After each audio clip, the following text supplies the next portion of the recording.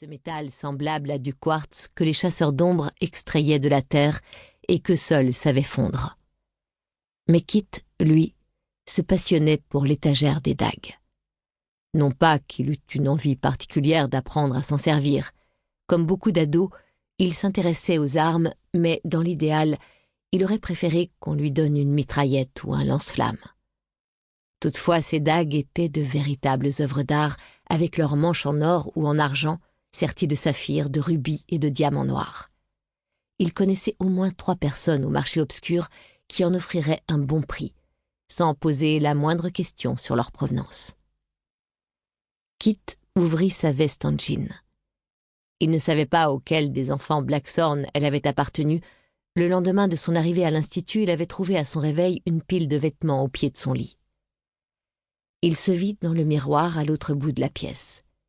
Des cheveux blonds en pétard, un dernier bleu visible sur sa joue. Il défit la fermeture éclair de la poche intérieure et y glissa plusieurs dagues en choisissant les plus belles.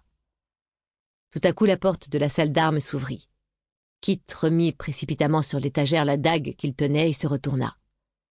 Il croyait pourtant avoir réussi à sortir de sa chambre sans se faire remarquer, mais s'il avait appris quelque chose depuis son arrivée à l'Institut, c'est que rien n'échappait à l'œil de lynx de Julian Blackthorn et que ses frères et sœurs n'étaient pas en reste. Cette fois, ce n'était pas Julian qui le prenait la main dans le sac, mais un jeune homme qu'il voyait pour la première fois, encore que son visage lui dise vaguement quelque chose.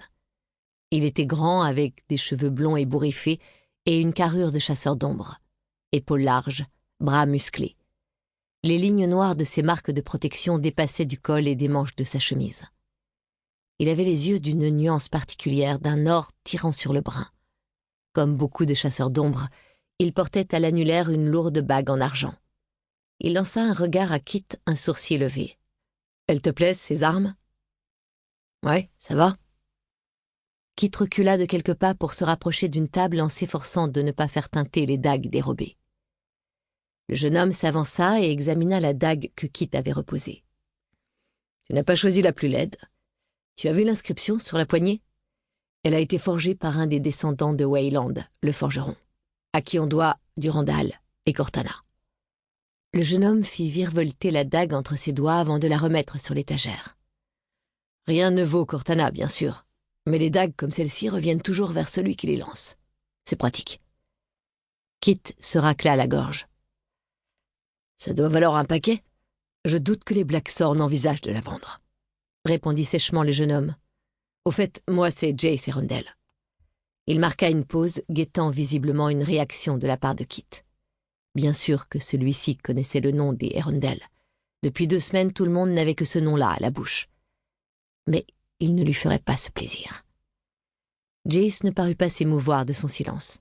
« Et toi, tu es Christopher Arundel. »« Comment tu le sais ?»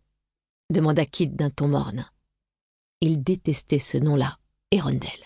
« Il y a un air de famille, » répondit Jace. « À vrai dire, je te retrouve dans pas mal de portraits des Arundel que j'ai pu voir. Et Emma m'a envoyé une photo de toi sur mon portable. » Emma Carstairs avait sauvé la vie de Kit. Ils ne s'étaient pas beaucoup parlé par la suite. Depuis la mort de Malcolm Fade, le grand sorcier de Los Angeles, le chaos régnait à l'Institut. Kit était donc très vite passé au second plan, et puis il voyait bien qu'elle le prenait pour un gamin. « Ok, je m'appelle Kit Arundel. On ne cesse de me le seriner, sauf que pour moi ça ne signifie rien. » Kit releva la tête. « Je suis toujours Kit Rook. »« Je sais ce que ton père t'a raconté, mais tu as un Arundel. Et contrairement à ce que tu dis, ça signifie quelque chose. »« Ah ouais ? Et quoi donc ?» demanda Kit avec colère. Jace s'adossa au mur en dessous d'une série de claymores, ces grandes épées que les Écossais maniaient à 2 mains. Kit pria pour que l'une d'elles se détache et lui tombe sur la tête. « Tu as forcément entendu parler des chasseurs d'ombre, comme beaucoup de terrestres dotés de la seconde vue.